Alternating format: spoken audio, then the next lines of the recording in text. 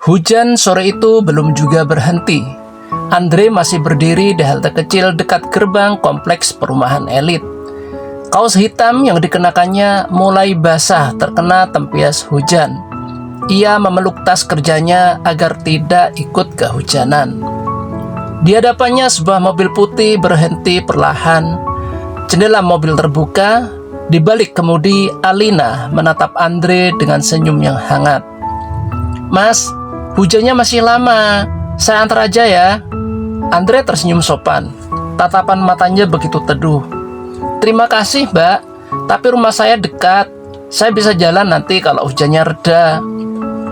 Alina mencoba membujuk sekali lagi. "Tidak merepotkan kok." Andre menggeleng pelan. Bukan soal repot, saya hanya tidak enak, Mbak." Kalimat sederhana itu membuat hati Alina bergetar. Belum pernah ia bertemu laki-laki yang menjaga harga dirinya seperti ini. Sebagian orang mungkin akan senang jika diajak naik mobil mewah. Namun Andre berbeda. Ia memilih tetap berjalan dalam hujan daripada dianggap memanfaatkan keadaan. Tak lama kemudian hujan mulai mengecil. Andre membukukan badan sedikit sebagai tanda hormat. "Terima kasih ya, Mbak." Lalu ia berjalan meninggalkan halte. Alina hanya bisa memandang punggung Andre yang perlahan menghilang di balik rintik hujan. Sejak hari itu, wajah Andre terus memenuhi pikirannya. Di kantor saat rekan-rekannya sibuk bekerja, Alina justru beberapa kali melamun.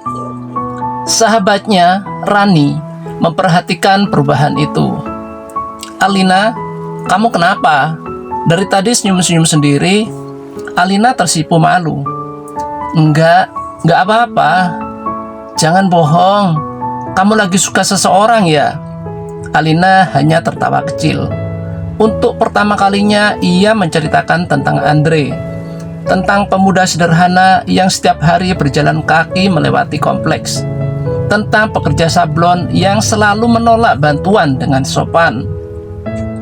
Rani mendengarkan sampai selesai, namun ekspresinya berubah ragu. "Lina, kamu yakin? Kenapa? Keluarga kamu pasti nggak bakal setuju." Kalimat itu membuat Alina terdiam. Ia tahu, dan Rani benar.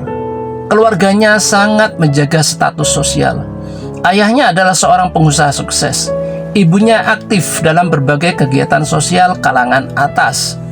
Mereka pasti memiliki harapan besar terhadap calon suami Alina.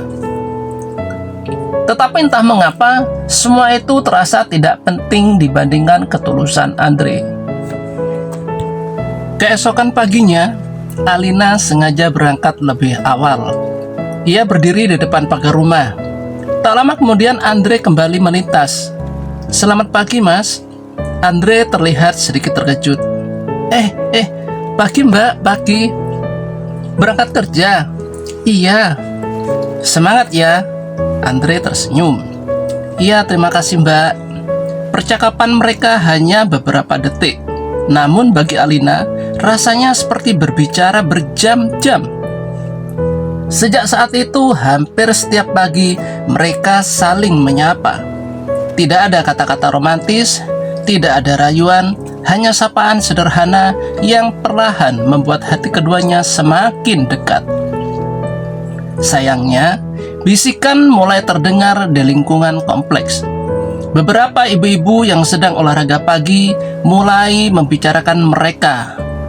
"Itu loh, anak Bu Ratna kok sering ngobrol sama tukang sablon. Sayang banget kalau sampai serius. Padahal banyak laki-laki kaya yang mendekatinya." Ucapan-ucapan itu akhirnya sampai ke telinga Ibu Alina. Malam harinya, saat makan malam bersama keluarga, ibunya bertanya pelan pada Alina. "Alina, Mama dengar kamu sering ngobrol dengan seorang pemuda yang lewat depan rumah." Alina berhenti menyuap. "Iya, Ma." "Siapa dia?" "Namanya Andre." "Kerja apa?" Alina menarik napas panjang. "Dia pekerja sablon." Suasana ruang makan langsung berubah sunyi. Ayah Alina meletakkan sendoknya perlahan. Pekerja sablon? Iya ya. Ayahnya menggeleng pelan. Ayah tidak melarang berteman dengan siapapun. Tapi ingat, memilih pasangan hidup bukan hanya soal cinta. Alina menatap ayahnya. Kalau orangnya baik, belum tentu cukup, kata ayah Alina. Kalau dia bekerja keras, belum tentu bisa membahagiakanmu, gertak ayah Alina. Jawaban itu membuat mata Alina mulai berkaca-kaca. Namun ia memilih diam. Di sisi lain, Andre sama sekali tidak mengetahui apa yang sedang terjadi. Ia tetap menjalani hidup seperti biasa, bekerja dari pagi hingga sore, mencetak kaos demi kaos, sesekali mengangkat barang-barang berat, meski lelah, Andre selalu bersyukur. Sore itu, saat Andre hendak pulang, pemilik tempat sablon memanggilnya. Dre? Iya pak, kamu pekerja paling rajin di sini. Andre tersenyum malu. Terima kasih pak. Kalau terus begini, saya ingin mengajarimu mengelola usaha. Andre membelalak. Serius pak? Iya, siapa tahu nanti kamu bisa buka usaha sendiri. Mata Andre berbinar. Untuk pertama kalinya ia mulai berani bermimpi. Bukan menjadi kaya, tetapi menjadi laki-laki yang mampu menghidupi keluarganya dengan lebih baik. Namun, di saat yang sama, Alina justru sedang menghadapi badai yang lebih besar. Malam itu ayahnya berkata tegas, minggu depan ada makan malam dengan anak teman ayah. Dia seorang manajer di perusahaan besar. Cobalah kenal dulu. Jantung Alina berdegup kencang. Ia tahu ini bukan sekedar ajakan makan malam, melainkan awal dari perjodohan yang diinginkan keluarganya. Sementara Andre masih belum sadar bahwa perempuan yang diam-diam ia cintai sedang berada di persimpangan hidup. Akankah Alina menuruti keinginan keluarganya, ataukah ia akan mempertahankan cintanya kepada Andre? Pemuda sederhana yang tak pernah memandang dunia dari besarnya harta. Jawabannya akan mengubah hidup mereka berdua untuk selamanya.